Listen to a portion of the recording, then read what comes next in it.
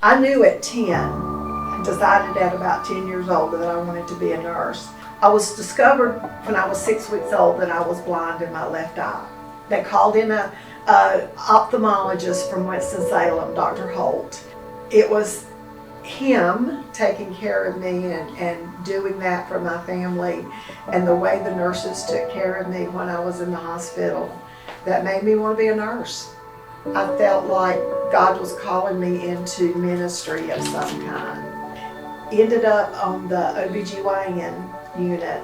I was there for 6 years in a variety of different roles, from newborn nursery to labor and delivery to postpartum GYN. A member of our church told her boss, who was on the original board of directors for Davidson Medical Ministries and knew that they were looking for a nurse, "You need to hire my preacher's wife." I never applied for the job. I got a phone call from Dr. Sloman at home saying, "Your name has been submitted. Can you send me some information about you?" I really felt like all the other jobs that I had had was preparing me for this job. Well, I really felt like it was fulfilling that call that I felt like I had since I was 16.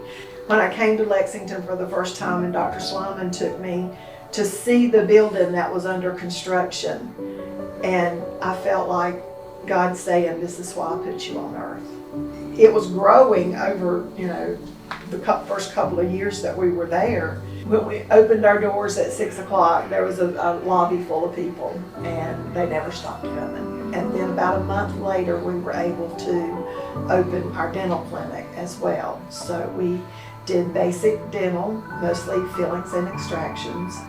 Dr. Hood was our dental champion, and John Harmon was our pharmacy champion, and Dr. Sloman was our medical.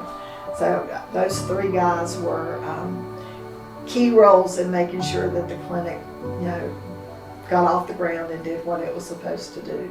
We had already run out of room, and so in 1999 we launched a capital campaign to build the building here on Salisbury Street. So I got asked the question a lot: how do you keep doing this if the burnout rate's 5 years? We were always in a state of evolution.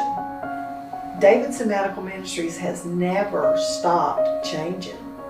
There was always something new on the horizon. There was a different program that we were trying to start. There were more hours. We were opening a clinic, in Thomasville. We were, hiring staff. We were doing, all different kinds of things. So it's never been status quo. There's no such thing as status quo here. That's always kept me excited and waiting to see what was, around the corner. And so I would always say, we're not who we were yesterday, and we're not who we're going to be tomorrow. We were constantly assessing what the community need was. The community health needs assessment that the hospital and the health department has to do every 3 years. Those were tools that we could use to help us know what direction we needed to go. But Davidson County has always had a high uninsured rate. Actually, when I was 58, I told the board that I was giving them my 10-year notice. That I was going to retire in 10 years. But I had really been praying for God to tell me when it was the right time. I told him that I wanted to retire at the end of this fiscal year, which is September 30th.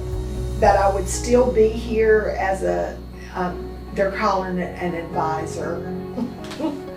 During the transition period of them hiring a new director and getting that person up to speed, I will still be here. I'm the grant writer. That's not something you can walk in the door and know how to do. Now it's time to look at what the bigger picture is in Davidson County. Where are those I'm calling it back to basics. We're going back to where we were and saying, what are the gaps now?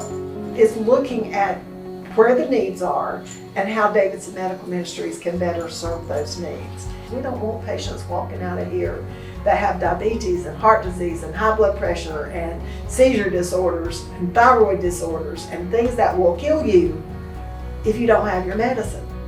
So we want to make sure that we're helping to cover that gap. That's really what made me decide that, you know, now's a good time to bring in a new person, somebody younger that knows more about technology and be able to utilize those skill sets much better. When I told Andrew that I had decided to turn in my notice, and Andrew's 34 now, you know, he said, "Mom, I can't imagine us not being there." Again, he's been here since he was 2, but I had no idea it would turn into what it is now.